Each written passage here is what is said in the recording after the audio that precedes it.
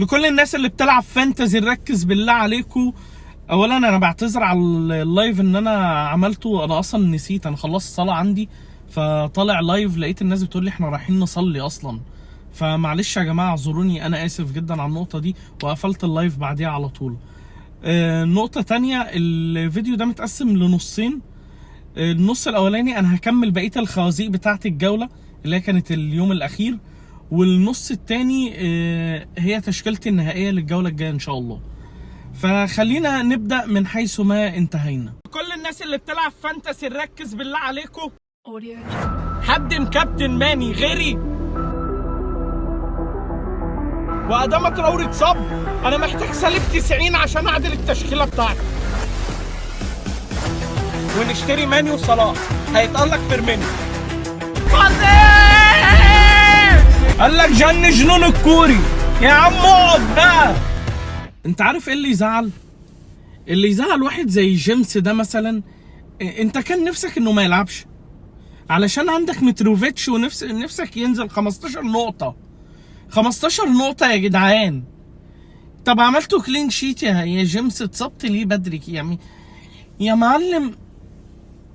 يا جماعة حد يقول لي اللعيبة لما يبقى قريب من الدقيقة 60 استعبط شوية، اقف شوية يا عم، مش لازم المهنية وانك تطلع كده. اتصاب شوية يلا، طب اقعد شوية، اعمل اي حاجة، اقعد اتكلم مع اصحابك. طب خد نقطة الكلين شيت، طلع لي بنقطة. ما مش عارف الصراحة. جه بعد كده قال لك انا كنت حاطط في دماغي ان كانسيلو هيلعب اساسي اساسا، فقال لك بس هو مفيش غير كانسيلو وشكله ايه مش هيبدأ اساسي. قلت يا فرج الله، يلا انت جامد، يلا انت جاهبز، يلا كانسيلو مش هيلعب يقوم نازل لك متروفيتش. جه بيب جوارديولا قال لك انت عبيط ولا ايه؟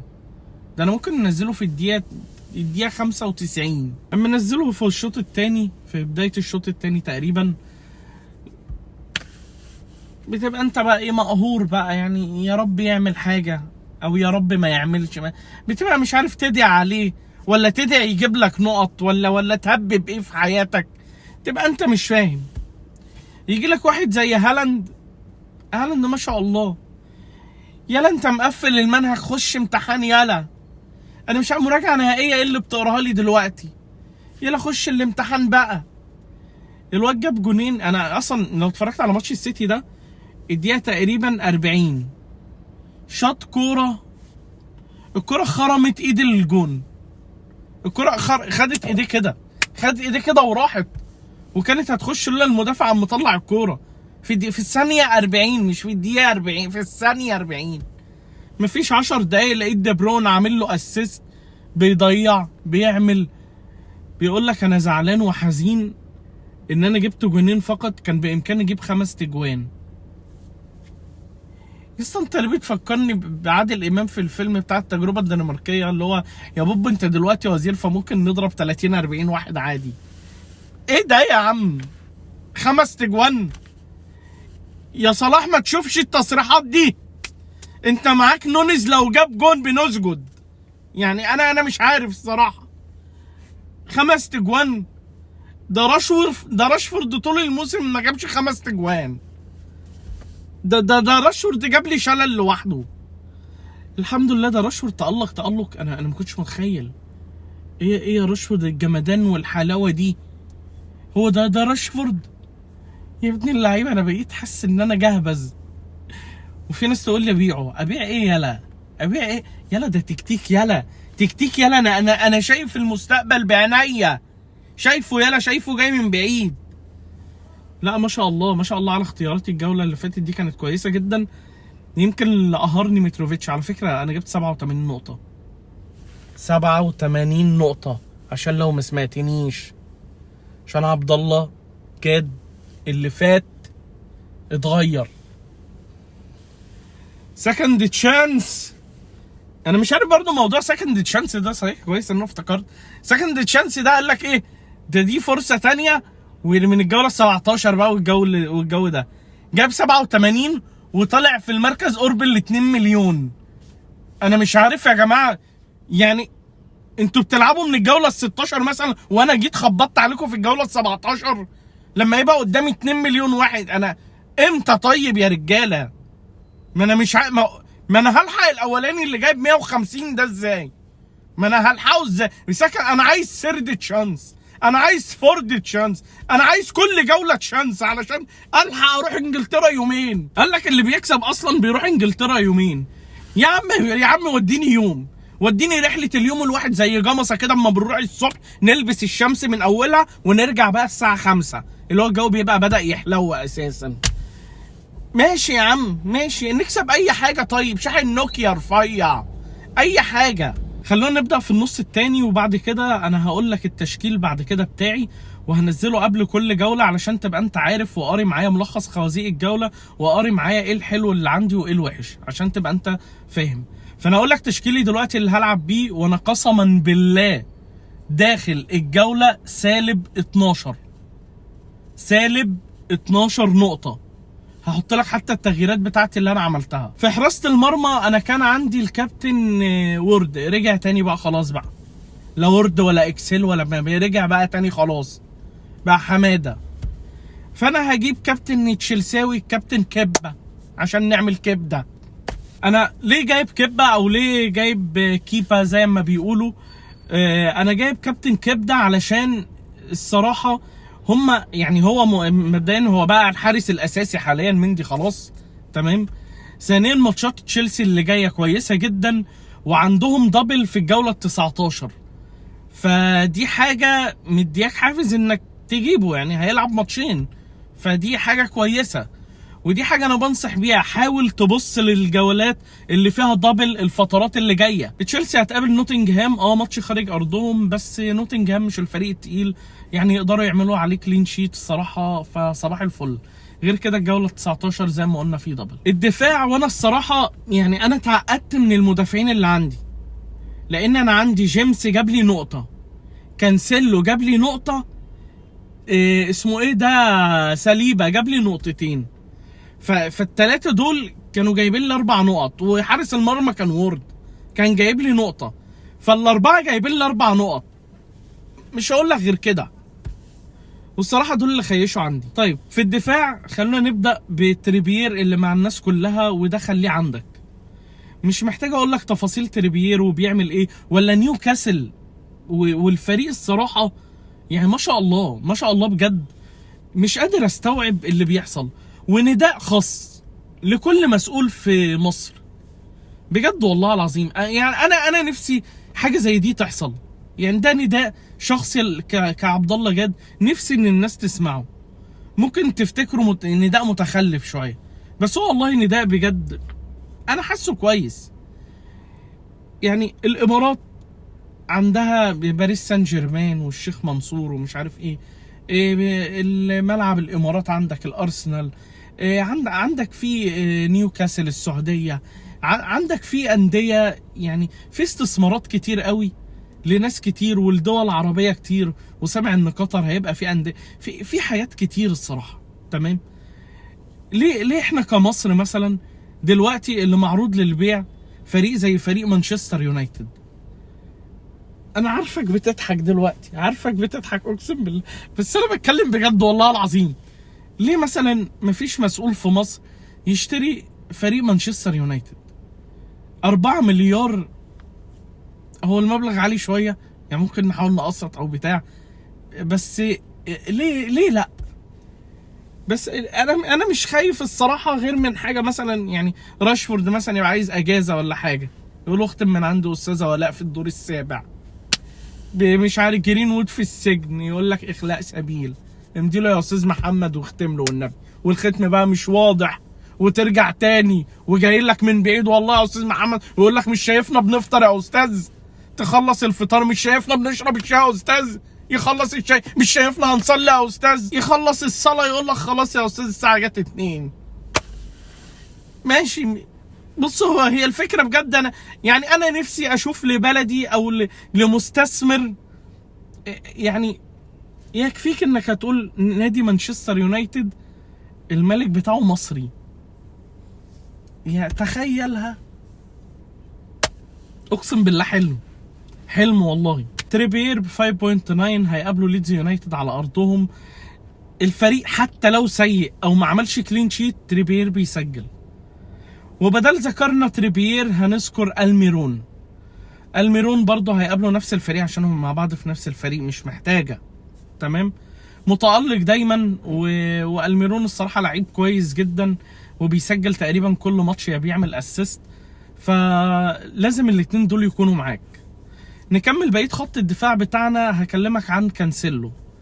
كانسيلو انا مش عارف هو هيلعب الماتش الجاي اساسي الصراحه ولا لا برضه، بس انا محتاج اصبر عليه لانه هو لعيب تقيل جدا ولاعيب كويس جدا، فانت لازم تصبر عليه. هم هيقابلوا يا سيدي ايفرتون، هيلعبوا على ارضهم. في حاجه برضه هنرجع لنقطه الدبل زي ما قلت قبل كده، خلي بالك مانشستر سيتي عندها دبل في الجوله ال20، فركز معاهم شويه وحاول تجيب لعيبه من تشيلسي، من توتنهام، من مان سيتي. حاول تنوع في اللعيبه دي الفترات اللي جايه علشان ما تزنقش نفسك. اخر واحد معانا في خط الدفاع وهو ساليبا. ساليبا طبعا من المدافعين اللي برضه الكويسين جدا، اللي ما عملش اي حاجه الماتش اللي فات وكنت هتشل، بس ماشي. هو برضه مدافع الصراحه كويس وسعره كويس، وهيقابله يا سيدي برايتون خارج ارضهم. فريق الصراحه ماشي كويس جدا والاول على الدوري وهو ب 5.3. خط النص احنا اتكلمنا على الميرون اللي ب 5.9 وهم هيقابلوا ليدز يونايتد، فخلينا نتكلم على اللي بعده. والصراحه اللي مفاجئني واللي انا حسيت ان انا عملت اختيار صح، انا كان معايا كيفن دي بروين قبل كده وبعته وجبت صلاح الجوله اللي فاتت. صلاح عمل جون واسيست ودي حاجه بالنسبه لي لا مفرحاني. لا صلاح راجع، فصلاح يستحق ان هو ياخد فرصه تانية زي سكند تشانس بالظبط. فصلاح هم هيقابلوا ليستر سيتي، هيلعبوا على ارضهم، فيستحق ان هو ياخد فرصه، بس ما تكابتنوش طبعا. ثالث واحد هو كابتن راشفورد، وهو ريسك لناس، وبالنسبه للناس يقول لك لا انا هصبر عليه. زيي انا معايا راشفورد تقريبا طول الموسم ما عدا جولتين، الجوله اللي جاب فيها جونين وجوله تانية مش عارف برضه تألق فيها، يعني الجولتين اللي تألق فيهم ما كانش معايا. هي الجوله اللي فاتت دي تألق وكنت مستغرب اصلا يعني. فالمهم راشفورد لعيب الصراحه كويس جدا، وتستحق انك تفكر حتى في غير راشفورد في حد من مانشستر يونايتد. انا كان نفسي اقول لك على دالوت، بس انا مش ضامن هيلعب ولا لا لانه حالته مش احسن حاجه، وهو دفاع اصلا مانشستر يونايتد دلوقتي مش متكامل، في عندنا غيابات كتير. لو انت شفت احنا بنلعب ببيساكا، بنلعب بناس في مش مركزها اساسا، لوك شو مش عارف ايه، ففي ناس بقت تلعب مش في المراكز بتاعتها. اخر واحد بقى في خط النص هو مارتينيلي نيلي دوت ب 6.8. هيلعبوا يا سيدي برايتون زي ما قلنا قبل كده بالنسبه لساليبا، ومش محتاج اتكلم برضو على مارتينيلي كتير، لان لو انت مش شايف مارتينيلي او حاسس بيه فانت دماغك بيبقى فيه مقارنه ما بينه وما بين ساكا. فانا بفضل مارتينيلي الفتره دي، يمكن عشان ارخص شويه بالنسبه لي او عشان اقدر اجيب لعيبه كويسه برضو قدام. اما في الهجوم فانت عندك هالاند اللي هيقابل ايفرتون، سعره عالي شويه بقى بكام، ب 12.2، وبرضو عندهم دبل زي ما قلت لك في الجوله ال20. الماتش على ارضهم. هالاند مش محتاج اكلمك برضو عنه واقول لك هالاند هيعمل ايه ويخرب ايه ويهاري ايه، كفايه انه بيحس بتأنيب الضمير وهو جايب جونين. يعني انا ما شفتش مؤمن كده، مؤمن زكريا الله يمسيه بالخير وربنا يشفيه يا رب، ما كانش كده. المهم يا معلم، يعني ده كابتنه وانت مغمض طبعا، لو هيقابلوا قريش كابتنه، عشان لو ما كابتنتوش انت ضعت، انت بقيت خلاص ضاع عليك بقى السكند تشانس ده، اساسا ضاع. جنب هالاند حط جنبه هاري كين. انت شايف الفريق كانوا خسرانين 2-0 هوب اتعادلوا، كانوا ممكن كمان يكسبوا، بس هاري كين يعني لو هيخسروا 2-1 لو هيخسروا 10-1 هتلاقي هاري كين هو اللي جايب الجون ده. مع ضربات الجزاء بيلعب بهده الصراحه، هيدر كويس جدا، بيشوط، بيقدر يخلص.